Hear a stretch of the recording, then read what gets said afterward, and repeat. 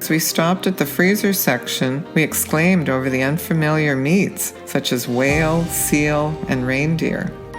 Welcome to Roamancing Reads. In this episode, Anne Webster reads part 5 of her Oceania Insignia cruise to Iceland and Greenland, Nanortalik, exploring this South Greenland port. As the Oceania Insignia nears Tasermiut Fjord, southern Greenland, join me, Anne Webster, and my sister Vera as we disembark at our first port on Greenland, in the town and island of Nanortalik, meaning place of the polar bears. Join us as we discover some of Greenland's culture, exploring its southernmost town. Greenland had seemed like such a strange and mysterious land before I traveled there, and I had sometimes wondered if anyone even lived there. I found out that not only did people live there, but many of the towns were cruise ports that welcomed tourists. As we came into the harbor of our first cruise port of Nanortalik, from a distance we could already see the colorful houses that seemed to be a trademark of Greenland towns. They were scattered throughout the town and up the hillsides, and all seemed to have a lovely water view of the harbor. They created such a picturesque image, almost like something from a children's storybook. We later learned that the colors mean certain types of buildings. For example, yellow for medical buildings, blue for fish factories, and red for churches, stores, and schools, including the homes of people who work in those particular jobs. This had apparently made it easier for people to find the building they wanted before there were street names. But now it is more because they like how pretty it makes their towns look. Nanortalik is a quaint little town of only about 1,000 people. As we wander down the quiet main street, we pass by a few local people selling small items by the roadside. These were Inuit people displaying their handmade beads or carved goods.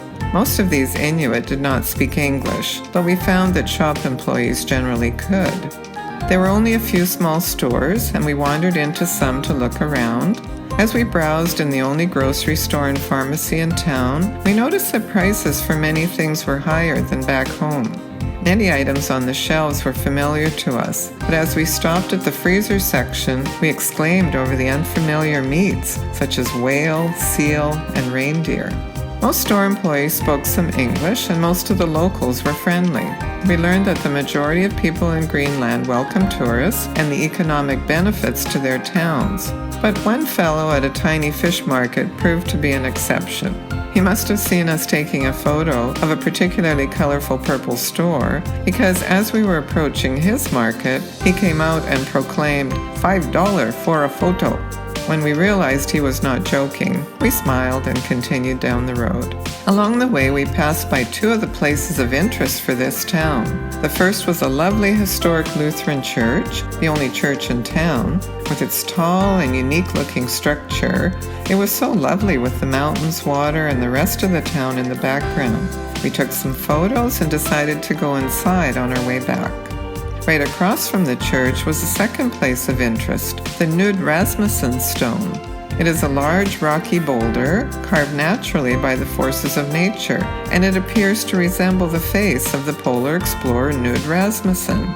He was one of the founders of the Nanortalik area of Greenland, the first to cross the ice-covered Northwest Passage by dog sled, and he spent many years going on expeditions to learn about Greenland and its people.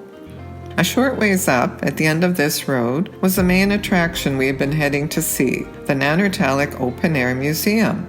This was a collection of several authentic, rustic-looking buildings housing many different aspects of the history of the area. There were ones with Inuit, fishing and hunting tools, kayaks and umiaks, snowshoes, clothing, food, and ornamental items. Other buildings showed the Viking way of life, and as we read some of the information there, we were appalled at how barbaric they had been. There had certainly been no equality among the Viking men and women, and particularly between husbands and wives. Outside of the buildings was a lookout area with a lovely view of the fishing harbor, including a few remnants of icebergs. My fearless sister, who was 5 years older than me, climbed up a narrow flagpole stairway to get even more of a panoramic view, while I was content to wander the grassy slopes below. Then as we made our way back, we again came to the pretty church. Going inside this time, we found it to be absolutely beautiful. It was a perfect setting for some peaceful, quiet moments to reflect and say a prayer. Carrying on, we went to look at the fishing boats in the small marina and then wandered back through town, stopping to look at views and interesting sights along the way before returning to the cruise ship. Tips and recommendations for exploring Nanortalik. The Nanortalik Open Air Museum is worth visiting and costs $10 US per adult. Bring local currency, Danish krone, or US dollars in small bills for the museum entrance and other small purchases. Some stores do not give change for US dollars. Wear or bring some cold weather coats, hats, scarves, and mittens, as it was chilly in the Greenland ports, even during the middle of August.